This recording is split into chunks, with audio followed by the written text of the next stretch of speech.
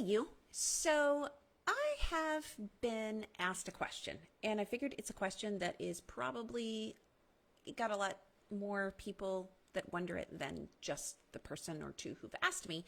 So I said, instead of just replying to you, I will do a video about that. The question is this whole noticing versus lusting discussion. Now, for betrayed partners, this can be super triggering. The idea that my husband, who's been a sex addict or a porn addict, should be able to notice without lusting. Because in your mind, you're thinking, I don't want him noticing anyone except me. I don't want him to notice. I don't want him to notice. He doesn't need to notice. If he's noticing, he's been looking too long. He doesn't need to notice. He just needs to have tunnel vision and get through his day without any kind of noticing or lusting. It's very understandable to feel that way. And I hear women comment on that after having experienced betrayal trauma. It's not unusual to feel that way, that he should not notice anyone in the world. He should be training his eyes only for you. And I would agree that he should be training his eyes only for you. However, I would disagree that it's not okay for him to notice anyone else, but he should direct his lust at you, because lusting is devouring and consuming and taking for oneself. That's how we generally define it. So lusting after you, again, not okay. He doesn't need to be devouring or consuming you any more than he needs to be devouring or consuming anyone else. Now, I've heard comments like, well, maybe this whole noticing versus lusting discussion is really just trying to get women to be okay with like more soft version of sexual addiction. I don't think that's it at all. So I want to nip that in the bud, because there are two types of conversations going on here when we have this discussion. One is the conversation of a betrayed spouse saying, I want my husband to be trustworthy, and I want to know that he is absolutely focused on doing whatever it takes to have pure thoughts, to have a clean mind, and to not be objectifying other females or males or children around me. I want to know that his sexuality is healthy and loyal and faithful. And that is an important concept to have, a conversation rather, to have. The other side of this is, what if you are talking to men and boys and young men who are not sex addicts or porn addicts? What if you were talking to partners and spouses who are not dealing with betrayal, and maybe they're raising sons, maybe they're dealing with healthy husbands, and that's their life reference point? They are looking for terms that can be used effectively and healthily. Is that a word? Healthily? Healthy terms that are effective to help. Like, I'm thinking about me. I have a son who's entering the teenage years. We have to have good phrases and wording to be able to help our sons not become devourers and consumers of women simply for the sake of sexuality. And the conversation about building healthier phraseology and healthier messaging and communication with non-addicted husbands and pre-addicted, hopefully never addicted, sons, boys, teens, it has to be able to exist, even if it's not the same conversation that betrayed partners need for their recovery process. Now, one of the questions that I often ask when someone is like, I don't want my husband noticing anyone at all. He doesn't need to notice women. Okay, I understand the pain that sponsors, that initiates that thought. On the other hand, do you really want your husband to completely ignore that women exist? Because if he chooses not to notice women at all and to have blinders on to all females, how is that making the world better for the way men treat women? Because ultimately, that mindset, if we're asking our husbands and teaching our sons as mothers to not notice women at all, to have no noticing, then we are saying that women are either too tempting or too dirty or too luscious to interact with on a human equal level. That women must be ignored, that women should be treated as if they don't exist, that women should be avoided, and that is not the answer. That is not a healthy end game for this. So, yes, I can understand how it would be triggering to talk about noticing versus lusting to a betrayed partner who is just deeply desiring for your partner who is an addict to stop lusting. Now, along that topic, that line of thinking, it's absolutely possible for the whole, I was just noticing, I wasn't lusting argument to be weaponized by those who are actively addicted, who are not working recovery, and who just want to shut down the accountability from their pain-ridden, betrayed spouses. Absolutely. But I guess here's my thought to that. Someone who is actively living in deceptive sexual reality and causing deceptive sexual trauma. By the way, that's a term from Dr. Omar Menwala's model, the Menwala model. Definitely check that out. But someone who is actively living a deceptively sexual reality, they're going to find absolutely anything that they can to weaponize it, to avoid responsibility until they are willing to take responsibility and stay in healing. So it can be perfectly good as far as the messaging,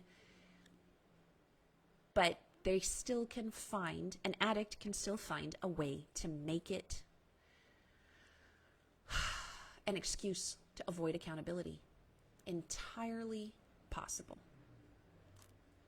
If your spouse is using otherwise decent concepts or messages to avoid accountability for their addiction or to avoid accountability for their lust, then guess what?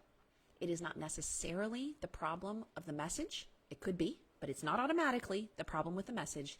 It is a sign that they are not in recovery. They are not taking their recovery seriously. Put the burden of responsibility where it belongs, on the person who is making excuses for lust, not on messages that are intended to help educate boys and young men how to avoid becoming addicts. Now, I want to give you a word picture. I like word pictures. They help. Imagine, here's the difference between noticing and lusting. Imagine that you are walking along in a park, and there are these beautiful little thought bubbles that go across your eyes, above your head in the sky. And these thought bubbles can be, wow, look at that tree. I really like that. Oh, look at that family. They are so happy. Oh, look at that sweet young couple as they're kissing over there by the tree. They must be really in love. Oh, you know what? That guy, he looks like he's a little shady. I wonder why he's wearing his cap and sunglasses down so low. Should I be, is this a dangerous thing? Your brain is thinking all these things, right? Really good looking man walks by. And if you're a woman, you'd be like, wow, he's good looking. The thought cloud just drifts right along above. If you're a guy or a woman, a really beautiful girl goes jogging by or walks or, whatever, sitting reading on the picnic bench, and you notice beauty. Does beauty define humans? No. Are we created to notice beauty? Absolutely. And so you may think, wow, she's really pretty. Or a guy may think, wow, that's a beautiful woman. And that thought cloud can keep right on drifting by above your head. Now, those are noticing. Noticing, there's nothing wrong with that. I noticed that was a very pretty girl. I noticed that was a good-looking guy. I noticed that was a really cute puppy. I noticed that the flowers were gorgeous. I also did not pick the flowers. They do not belong to me. They are not mine to pick. I am not going to take them. I'm not going to devour them, etc. But if we take that thought cloud and as it comes over our head, we take it and we pull it down and we hold it close to us and we cuddle with it and we keep it and then we think about it and we let it generate more thought clouds and we've pulled it out of the sky, then that becomes lusting. It becomes longing for it to be ours. That becomes undressing the person in our mind. That becomes seeing them as a collection of pleasure parts rather than as a whole human. That becomes any number of inappropriate, devouring, consuming, lustful types of thoughts that may become actions the more that they are nurtured. Martin Luther is said to have said that the birds may fly over your head, but you do not have to allow them to nest in your hair, which is kind of the same concept. If you are just noticing an alert in the world around you, it is very likely that you will notice people who are on the surface, who are good looking, people who are on the surface obviously rude, people who are on the surface obviously kind. We will notice these things, and that is perfectly okay. The problem comes when we have taught our little boys that every time you notice a pretty girl and you think, wow, she's pretty, that somehow you should feel guilty and shameful because you have lusted after her by noticing that she's an attractive human being. That's a terribly damaging message for our boys and young men.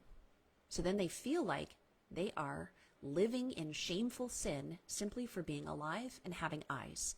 We don't want our boys or our girls to be feeling like they have to be completely blind or just have tunnel vision around humans. I think that our goal should be, when we are discussing healthy sexuality, now that's not the same as the betrayed partner or the addict recovery conversation, but when we are discussing healthy sexuality, our goal should be to teach our children and to train ourselves that it is perfectly wonderful to notice beauty, to notice kindness, which is beauty in action, to notice beauty in nature, to notice beauty in people's personalities, to notice beauty all around us. And to also remember that beauty alone does not define a human or an object. And that just because something may seem beautiful to us does not make it ours to take or to take in our mind. Because we see other people as whole creatures with rights and autonomy and personality and personhood. Now, I think it's important to also have a conversation that is different when someone is actively trying to recover from sexual addiction. They may need to take a break from all stimuli for a while and put those blinders on until they're capable of handling it. But even in addiction recovery, being blind or completely refusing to notice other humans, half of the human population, the opposite gender, is not a healthy end game. It may need to be an initial step, but it's not a healthy end game. So just to recap, can the idea of noticing versus lusting be triggering to betrayed partners? Absolutely. Does that mean, or can it be weaponized by addicted partners who are not working recovery and who are not committed to accountability? Also, absolutely. Is it still necessary to have this conversation and to differentiate between the conversations that are important for healthy building of healthy relationships and healthy young people and healthy sexuality versus the conversations that are necessary for triage and crisis in recovery? Yes, we have to have these conversations. And the messaging for these two types of experience are probably not going to be exactly the same because they're not covering the same ground. All right, so for those of you who asked about that, I hope it helps. Hope there's some clarity there. If you have conversation, comments, something you want to add underneath, definitely drop a comment. Debate the concepts, be kind to each other, keep it classy and dignified, and use your voices. Bye.